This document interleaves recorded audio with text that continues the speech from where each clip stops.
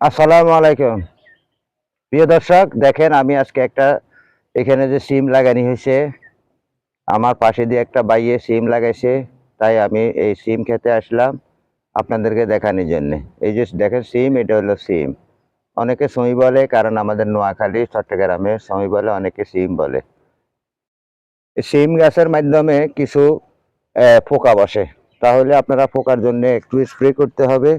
আর সিম গাছের গোড়ায় একটু পানি দিতে হবে, কারণ যেহেতু এখন শীতকাল, একটু শুকনা মৌসুম, সিম গাছের গোড়ায় একটু পানি দিতে হবে।